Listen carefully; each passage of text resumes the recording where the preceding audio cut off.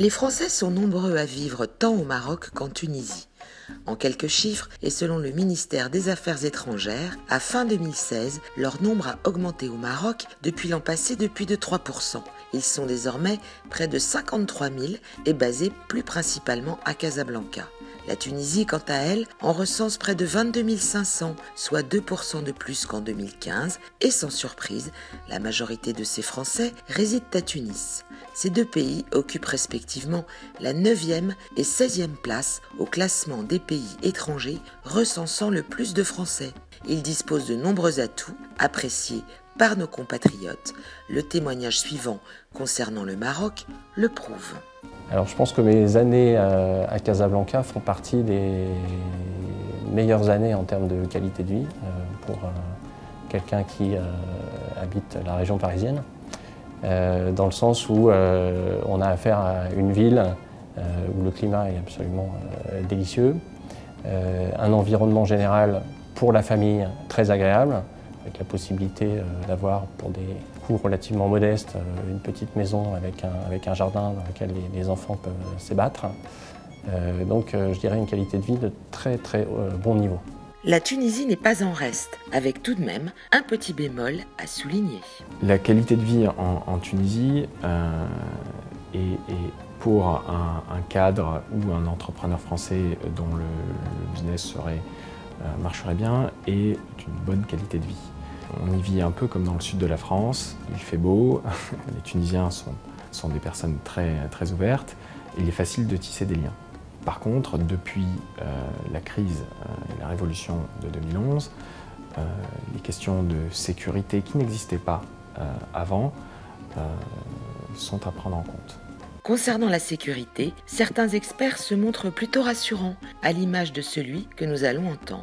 Le Maghreb est devenu pour les investisseurs une zone principalement, surtout le Maroc, bientôt les retours de la Tunisie. J'ai vu récemment que dans le tourisme, la Tunisie avait des taux de croissance, certes, beaucoup moins florissants qu'il y a quelques années avant le printemps arabe, mais aujourd'hui le Maghreb est une sous-région où on peut considérer que le risque est globalement limité.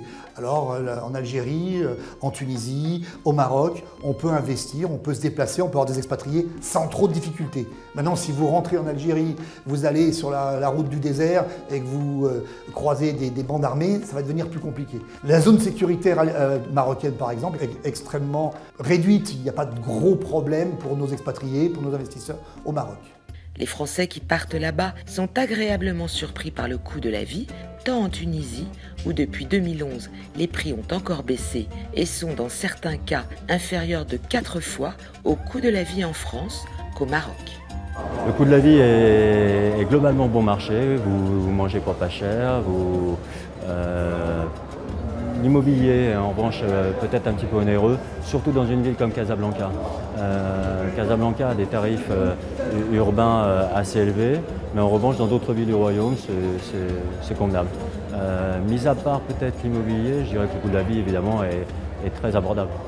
Certes, le tableau dressé jusqu'alors paraît idyllique. Pourtant, certaines difficultés sont à prendre en compte, notamment à votre arrivée, car on vous demandera en premier lieu de fournir la preuve de votre lieu de résidence sur place pour obtenir un titre de séjour. En Tunisie, il vous faudra vous rendre dans votre commissariat de référence sur place pour l'obtenir. Il sera valable 1 an et renouvelable. En l'attendant, une carte provisoire vous sera remise. Celle-ci vous permettra notamment d'ouvrir une ligne téléphonique à Tunisie Télécom.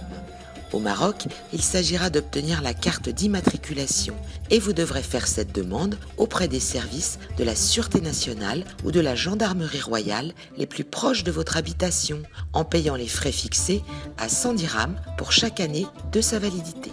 Dès lors que vous pourrez justifier d'une résidence sur le sol marocain depuis au moins 3 ans, vous pourrez alors demander une carte de résidence valable pour une durée de 10 ans.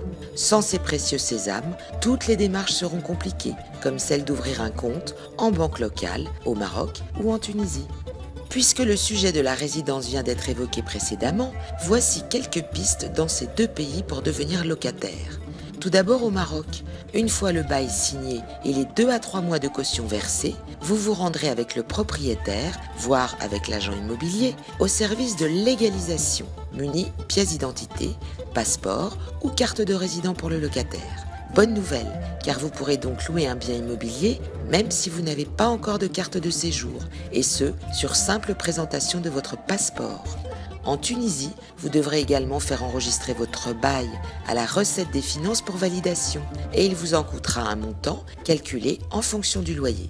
Alors, quel quartier choisir, notamment à Casablanca? Je pense qu'en réalité, il y a 4 quartiers principaux dans lesquels on retrouve la plupart de la communauté étrangère, qui correspondent à 4 niveaux de prestations en réalité. Donc un quartier qu'on appelle le quartier d'Anfa, qui est le quartier avec les maisons les plus larges, dans lesquelles vont habiter peut-être les patrons de multinationales implantés au Maroc. 2 quartiers de villas que j'appelle des quartiers résidentiels mixtes, où vous allez trouver à la fois des communautés internationales et des citoyens marocains, avec des villas de plus petite taille et des jardins plus restreints. Et ensuite un dernier quartier qu'on appelle le quartier Gauthier, qui est plutôt un quartier d'immeubles, dans lequel on peut trouver des appartements de qualité, avec là aussi des surfaces souvent plus importantes que ce qu'on peut avoir en Europe. Si c'est à Tunis que vous devez résider, Marsa, qui est la banlieue nord de Tunis, est un quartier très agréable et très prisé en bord de mer. En conclusion, le Maroc et la Tunisie, tous deux réputés pour leur tradition d'accueil, offrent bien des atouts, tant au niveau de la qualité de vie que de son coût. Et si vous souhaitez en savoir plus sur les modalités pour acquérir un bien, la fiscalité, la santé et la scolarité dans ces 2 pays, rendez-vous dans une prochaine émission.